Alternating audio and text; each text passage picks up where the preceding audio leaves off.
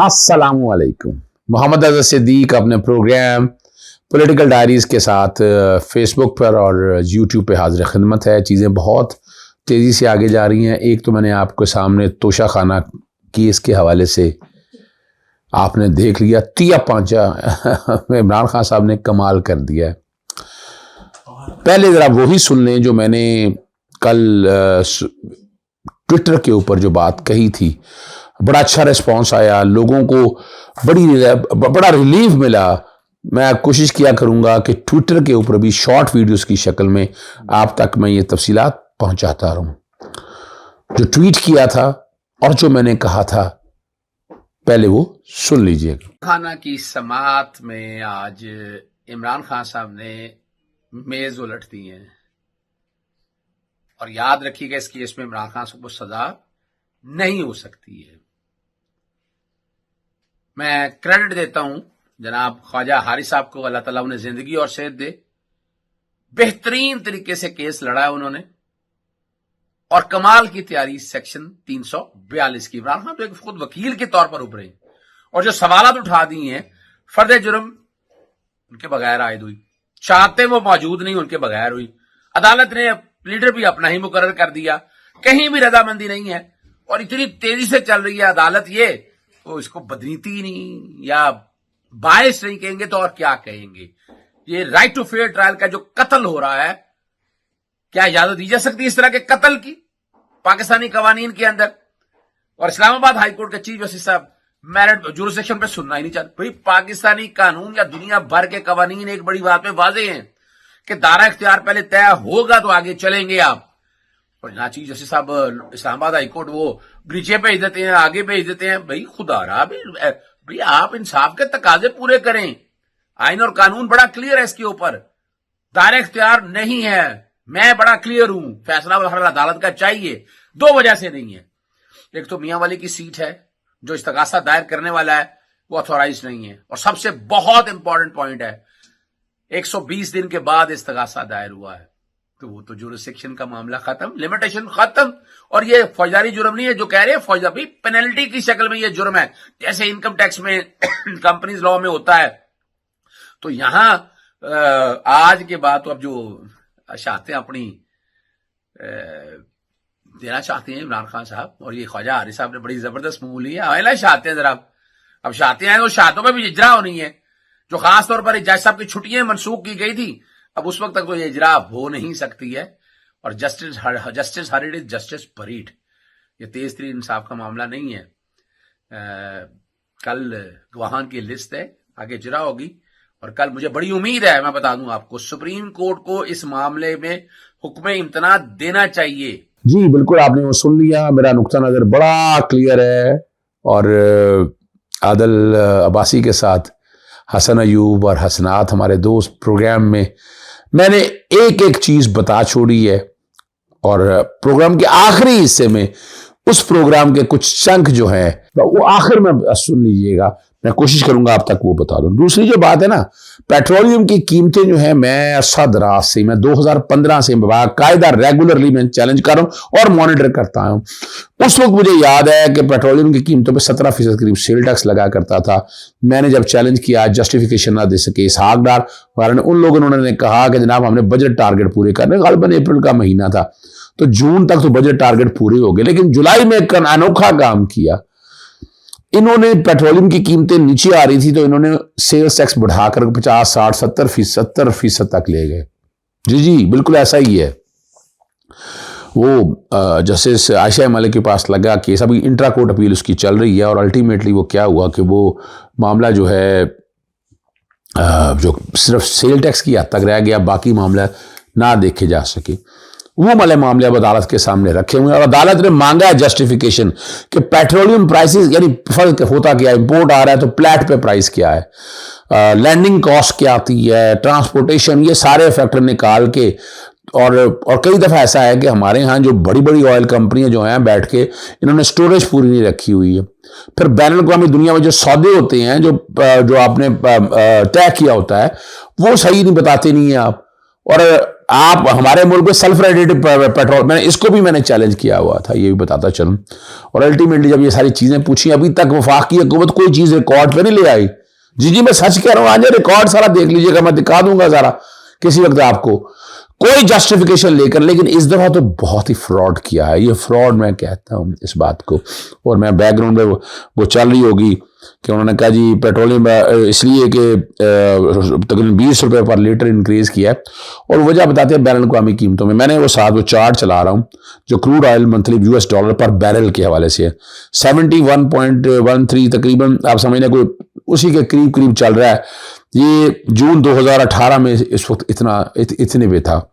अब बीच में आया इंक्रीज हुआ है, 112 तक गया है ये 2022 के अंदर, लेकिन इस वक्त 2023 के अंदर तो डॉलर और उसके मुकाबले में देखें तो कीमतें तो बहुत नीचे आई हैं। ये क्या कर रहे हैं, ये फ्रॉड क्या कर रहे हैं, ये पेट्रोलियम डेवलपमेंट लेवी के नाम पर बेवकूफ बना रहे हैं।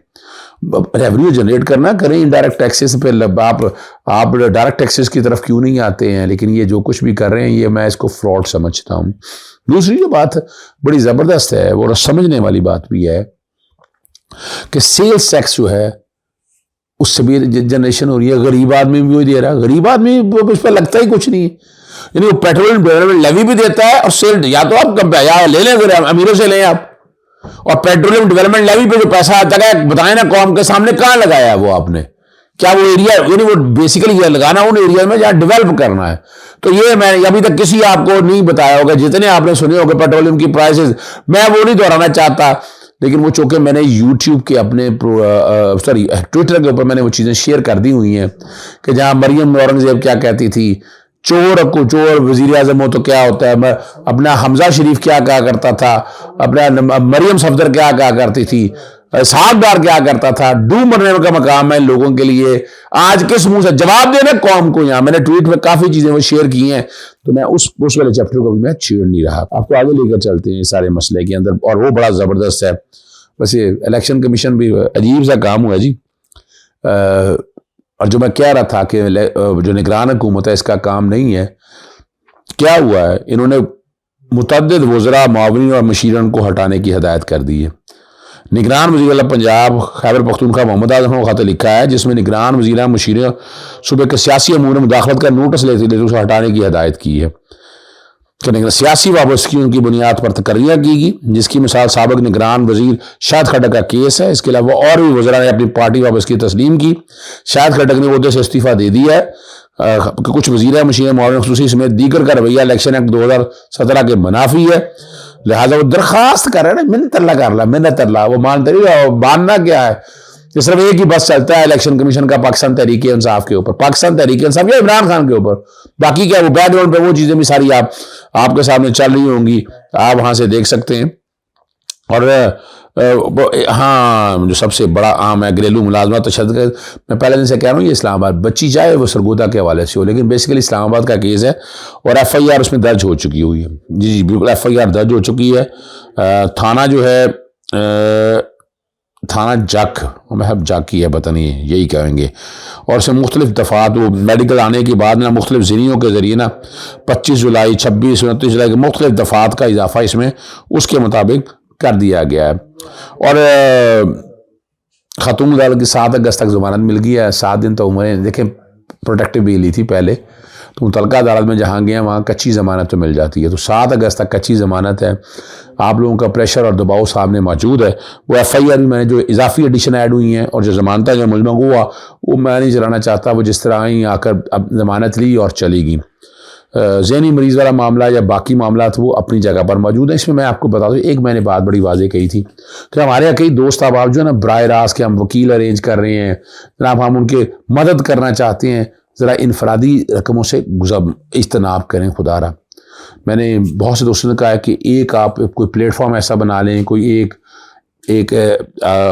कमेटी तश्कील दे दें जो किसी की मदद करना चाहता है। हम लोग, मैं तो कोई पैसा नहीं लेता जब ये काम करता हूँ, नॉट ए सिंगल मैनी, मैं बल्कि हर तरह की जो मदद कर रही है 1 रुपया भी नहीं है। और ये जो कोई भी कर रहा है इसको डिस्करेज करना चाहिए, ये अच्छा तरीका नहीं है। अगर आज स्पेस में, सुबह की स्पेस में भी हमने ये बात की, उमैर आया हुआ था, उसने सारे हालात और वाक़या बताया। कोशिश यही की है कि ऐसी कोई चीज़ ना काम किया जाए जिससे देखे ना जो हकदार है उसका हक मारा जाए जी, ये बड़ा ज़रूरी है। और ऑफिस सीक्रेट एक्ट में जो मुख्तलिफ तरामीम हो गई हैं जी, वो जर्नलिस्ट का बहुत सा गया जी। 32 शिकों का बिल बगैर एजेंडे कौमी असम्बली से मंजूर करवा लिया गया, एजेंडे में नहीं था, जिसमें जगह IEC और IB बगैर वारंट तलाशी ऑपरेशन कर सकेंगे।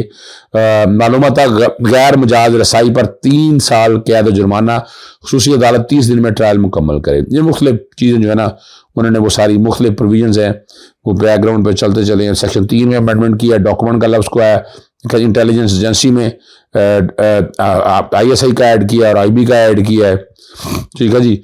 और म्यूटेशन वॉर्स की डेफिनेशन को एक्सपैंड किया है। तो इसका इतलाक माजी से नहीं होगा, मैं 9 मई के वाक़े से जो आने वाले वक्तों में अच्छा है, अगर कुछ प्रोविजन अगर अच्छी हों और जो गए वो बगैर सर्च वारंट के जा सकते हैं, ये भी आपको मैंने आपके सामने रख दिया जी। इन्वेस्टिगेशन के कॉन्टेक्स्ट में बात कर दी है कि किस तरह होगी और किस तरह इन सारे मामलों को देखा जाएगा। अब ये इसकी ये मुताबिक कहानी है जी, इस तरह। और इलेक्शन कमीशन का एक बात में मैं रह गया, मैं चले वो आपके साथ, लेकिन नस्ला टावर जो है ना, एंटी करप्शन का जो केस है, मंजूर काका की गिरफ्तारी है जी, जमानत के लिए रुजू कर लिया अदालत से, 4 अगस्त के लिए मुकर्रर कर दी है, फ्री कैन को नोटिस जारी कर दिए, जमानत हो जानी है, आपको पता है, सिंध बाय सिंध है, जितना मर्जी कर लें। मुलजिम की जमानत की दरख्वास्त मुस्तरद कर दी थी, अदालत से गिरफ्तार कर लिया गया था, और वो DG सिंध SCBA वो तैनात थे जी। सिंध हाई कोर्ट में मामला था, इंसाफ हाउस को गैर कानूनी बंदिश और पुलिस की तैनाती के खिलाफ दरख्वास्त है जी, दरख्वास्त मुस्तरद कर दी है जी। इंसाफ हाउस की अदालत का वकला, ये तहरीक इंसाफ का ऑफिस है, किसकी प्रॉपर्टी है, टाइटल डॉक्यूमेंट किसके नाम है, ये हमारी पार्टी की मिल्कियत का दावा नहीं कर रहे, पुलिस ऑफिसर को घेरा हुआ, हम चाहते हैं कि पुलिस को वहाँ से हटाया जाए। वकला तहरीक इंसाफ, सियासी सरगर्मियाँ हमारा बुनियादी है कि आर्टिकल 17 की इम्प्लीमेंटेशन के हवाले से उन्होंने ये बात की है। आज का दिन आखिर में जो मैंने कहा है कि वो तोशाखाना के वाले से तफसीलात वो ज़रा सुन लीजिएगा, आगे वो आदिल अब्बासी के साथ जो प्रोग्राम है वो सुन लेंगे, और उसी में मैं आगे जो आज की जो हेयरिंग होनी है,